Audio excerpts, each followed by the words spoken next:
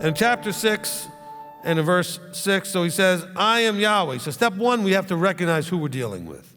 They had to understand, and they really struggled with this even after he destroyed Egypt, took them out, etc. They really had a lot of trouble understanding exactly who he is, what he is, and just how much in control he really is.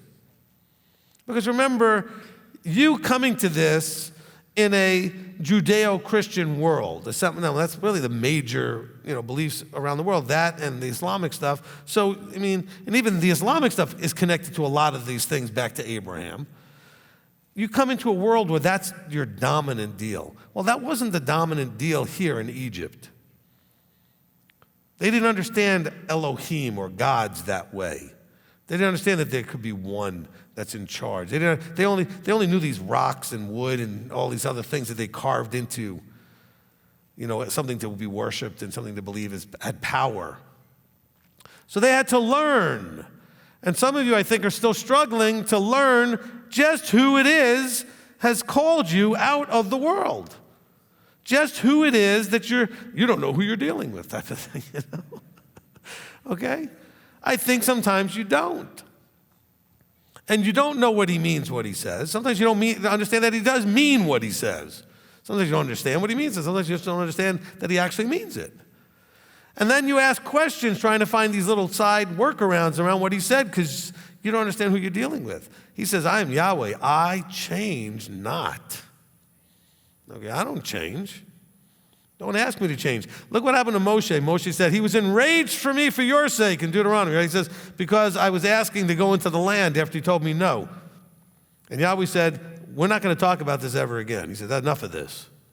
I don't want to hear anymore. If you ask me to change, and I do change, the whole thing unravels. Be careful you don't do that. You don't want to be the one asking him to change. So you have to understand who he is.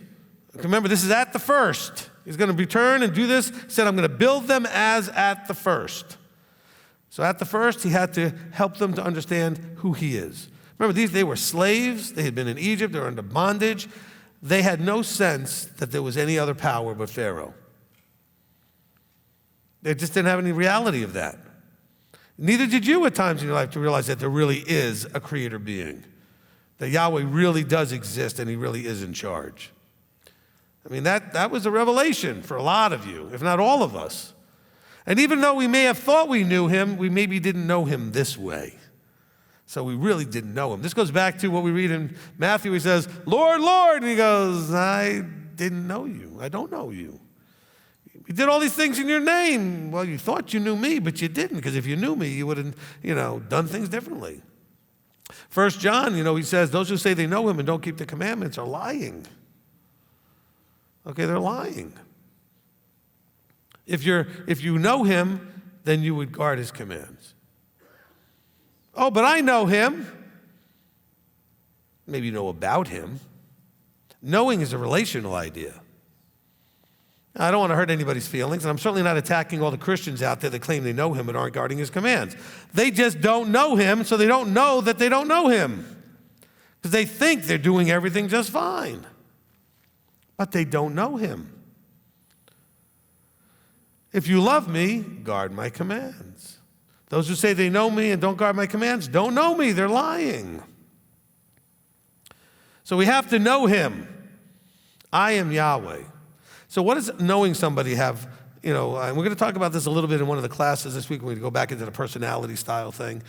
Knowing someone helps you to then understand them and also helps you to understand expectations, what you can expect from them. The better I know you, the more I know exactly what to expect from you. I'm not saying what I want to expect from you, but I know what I can actually expect from you. Which is why a lot of you push each other's buttons and act surprised when you push the button and it bombs. But you should know that's going to happen. You should know exactly what to expect if you know the person. You shouldn't act surprised. Well, I keep thinking they'll change. No, they are who they are. And maybe they'll change someday, but you got to know what to expect. Now, you can hope that it doesn't happen, but when it happens, don't act all surprised. You should have known that. If you know them. And he wants us to love him, right? We're doing this whole long love and Torah teaching, right? He wants us to love him and he wants us to love each other, but you can't really do that very well if you don't know each other. If you don't know him and you don't know each other. You don't understand him and you don't understand each other. And you don't understand how to adjust. This is where it really gets tough. You're going to have to learn how to adjust to him and adjust to each other. And you adjust because of your ability to understand and to know. The better I know you, the more I can adjust to you. The better you know me, the more you can adjust to me. That doesn't mean you will, it means you can. Notice the words I use very specifically. The more you know someone, the more you can, in other words, have the ability to adjust because you understand them. Doesn't mean you will. A lot of you are very stubborn and just don't do it anyway. Most of us. But you can.